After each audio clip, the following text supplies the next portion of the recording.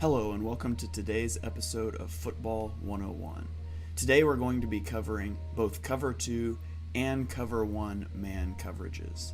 Now last week we covered Cover 2 zone, and so if you missed that video, be sure and check it out because we're going to be comparing some of the techniques between Cover 2 zone and Cover 2 man. So let's start off by looking at Cover 2 man. Cover 2 man is a middle of field open coverage, and we know that because there are two high safeties splitting the field in half.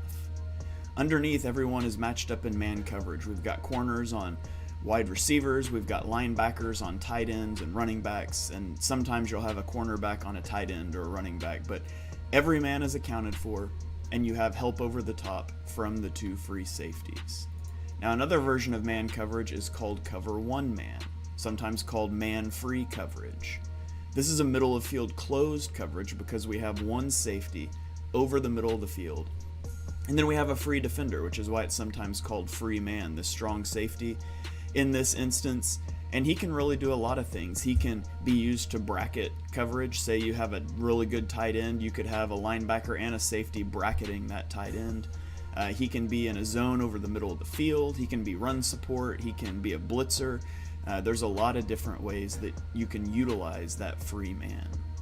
Now remember our football adage, single high, let it fly. And so in this one high cover 1 look, you're going to be more likely to pass the ball. With the Cover 2 man look, you're going to be more likely to run the ball because it is a weak box. Now, man coverage doesn't struggle with overload concepts like smash that we talked about last week. And that's because those are designed to put a defender in conflict and make him choose between the deep route and the shallow route. In man coverage, every defender has a man to cover. And so you're not going to be able to overload a side of the field. You're not going to be able to put corners in conflict. But it does struggle against mobile quarterbacks. This is because every defensive player will have his eyes on his receiver that he's supposed to cover, and so oftentimes if a quarterback can break contain, there's no one there to keep him, and so it can slow down your pass rush against a mobile quarterback because you have to drop a spy or you have to be really careful with your pass rush lanes. It's also difficult because on every play, every defender has to win their matchup against the receiver that they're matched up against. If he slips and falls down or if he just gets beat, then that guy's going to be open. There's no help for him except for the deep safety help that we're talking about. So let's get into the coverages that we can play here. And so first, we want to look at the techniques of man coverage. And so the first technique we're going to talk about is press technique. Now notice the cornerback's outside foot is splitting the receiver because he wants to force an outside release. He doesn't want to give up the little slant route over the middle because that would be wide open. So he's got his foot splitting the middle of the receiver, and watch at the snap of the ball, he's going to shoot his inside hand up. He shoots that inside hand up to get hands on the receiver and to try to funnel him outside. Notice how he turns his back to the middle of the field, and now they're going to carry this route up the sideline. This is perfect press man coverage technique. Now let's compare that to a clip from last week's video, Cover 2 zone, and you'll notice here that at the snap of the ball, he's going to turn his back to the sideline. He's sinking and he's got his eyes on the quarterback. And that's one of the biggest differences between man and zone coverage is where the eyes are. And here they are, again, we'll run them side by side. Notice on the bottom of the screen in man coverage, we shoot that hand and our back is already turning to the quarterback. And at the top of the screen, we shoot the hands, but now our eyes are on the quarterback. So that's one of the biggest differences between Cover 2 man and zone. And you can see why zone would be better against mobile quarterbacks because his eyes are on the quarterback ready to react versus the bottom clip where there's no help if the quarterback breaks contain. Now, let's talk about the different types of releases that you can give. And so in this play, again, you'll notice here, outside foot splitting the receiver. He's going to try to force him inside, but this is also going to be man coverage in the slot, and you'll notice he's going to give an inside release and he's trying to funnel him to this safety that's over the middle of the field. So two different techniques for two different spots on the field. So let's watch first at the bottom of the screen, shoots the hand, pushes him up the sideline, and now let's watch the release out of the slot. The slot receiver is funneling to this safety over the middle of the field, and so notice he turns his back to the sideline and he's trying to force him to the middle of the field to where there's safety help. And so that's a difference in a technique where you're trying to force an inside versus an outside release. Now let's talk about press coverage versus squat coverage. And so at the top of the field, top of the screen, we're going to see press coverage. We're going to jam this receiver and try to push him outside. At the bottom, we're going to see squat coverage. This is where he's playing off of the receiver. Look at this cushion. This is a 3rd and 12. And he's going to squat. He's going to sit down in this area of the field where routes typically break, and he's going to wait to see what the receiver is going to do before he attacks.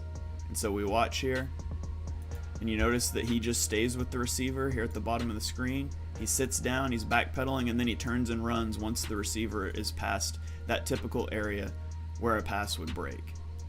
Now it'll be a completion to the tight end, but that's not really what we're trying to look at here. Now let's talk about some ways that you can attack cover 2 man, man in general. Let's talk about some of the weaknesses. And so one of the weaknesses is against rub routes. We're going to see the Falcons here in cover 1 zone. They've got 1 safety over the top, and we've got man-to-man coverage across the board. And so the Eagles are going to motion in Dallas Goedert, and he's just going to run kind of a slant route. Really, it's just designed to get in the way of this Falcons defender, while Devonta Smith runs a wheel route over the top. And so when we roll the tape here, you're going to see this interference, this rub route, and it's just wide open. As soon as that corner runs into Dallas Goedert, that's an easy touchdown. Now you have to be careful with these not to draw pass interference. You have to look like you're trying to run a route. And so you see Goedert does a good job there. It's a good throw. That's an easy touchdown.